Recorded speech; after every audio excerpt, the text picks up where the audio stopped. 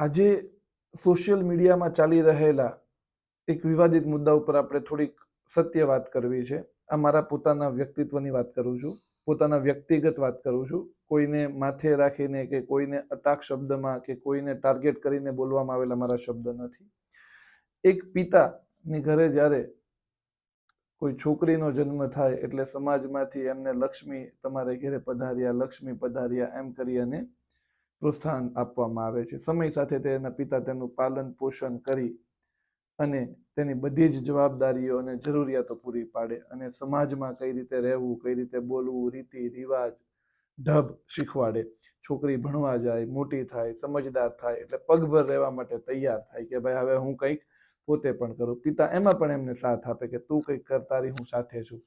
અને એ પ્રગતિની દિશામાં મહેનત કરે અને સક્સેસ થાય. એટલે એ છોકરીની ઉંમર થઈ જાય 20, 22 કે 25 વર્ષ એટલે એ એવું સમજે કે બસ હવે બધું મને જ્ઞાન આવી ગયું છે, મને બધી જ ખબર પડે છે, એટલે હું મારી રીતે કંઈ પણ કરી શકું છું. અને પોતે પોતાના જીવનસાથી પસંદ કરવા નીકળે છે અને પોતે એક પોતાનો જીવનસાથી પસંદ કરે છે. પસંદ કરી અને તેમની સાથે લગ્ન કરવાનું વિચારી અને એમના ઘરે જતા રહે છે. તો એક વસ્તુ વિચારો કે જે વ્યક્તિ 25 વર્ષ સુધી જે પિતાના પ્રેમ સાથે રહેલી છે એ વ્યક્તિ 1-2 વર્ષના પ્રેમમાં તેમની સાથે રહેવા તૈયાર થાય છે. તો એકવાર વિચારો તમે, ઘર હોય તે વાસણ ખખડે એવી કહેવત છે. મતલબ કે આજે જે 20 વર્ષનો પ્રેમ ભૂલી તમારી સાથે આવે છે, શું એને આવનારા 15-20 વર્ષ પછી બીજાને પ્રેમ ન થઈ શકે? અવશ્ય થઈ શકે. ઘર હોય ત્યાં વાસણ ખખડે. જ્યારે તમારે બંનેમાં પ્રોબ્લેમ જીવનની અંદર આવશે ત્યારે ફરી માર્કેટમાં પ્રેમ શોધવા નીકળે. આવું પણ થઈ શકે. એટલે મારા મંતવ્ય પ્રમાણે જ્યારે પણ પ્રેમ લગ્ન કરતા હોવ ત્યારે સમજી વિચારી અને મગજ ખુલ્લું રાખી અને નિર્ણયો લેવા જરૂરી હોય છે. સાથે ઘણા એવું કહેવામાં આવે કે ભાઈ અમે ભણી ગણીને હોશિયાર છીએ, શું લોહીનો કોઈ રંગ નથી હોતો, કોઈ પણનું લોહી આપણે લઈએ છીએ ત્યારે તો આપણે જાતિ ધર્મ કશું પૂછતા નથી. ડૉક્ટર પાસે જઈએ છીએ ત્યારે પણ આપણે જાતિ ધર્મ કશું પૂછતા નથી.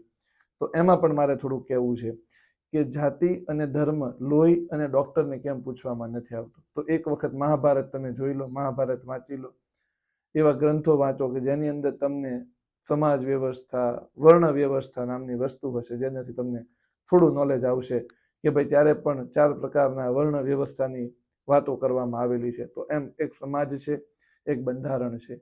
એ સમાજમાં જ્યારે આપણે કોઈ પ્રતિષ્ઠિત વ્યક્તિ હોઈએ, આગેવાન હોઈએ, આપણને જોઈને લોકો આપણને આઈડિયલ માનતા હોય, આપણી જેવું બનવાની કોશિશ કરતા હોય, આપણી જેવી રીત રિવાજને અનુસરવાની ટ્રાય કરતા હોય અને જો આપણે જ આવા પગલાં ભરીએ તો આપણી સાથે સમાજની અંદર રહેલા બીજા લોકો પણ એ જ દિશામાં ચાલતા હોય છે. એને આપણને આઈડલ માનતા હોય એટલે આપણી રાહે ચાલે અને આપણી રાહને અનુસરે. એટલા માટે કોઈ પણ સમાજ હોય તે સમાજની અમુક ઘટનાઓનો વિરોધ કરતા હોય છે, એને સમજતા હોય છે. તો દરેક વ્યક્તિએ સમજવું જરૂરી છે.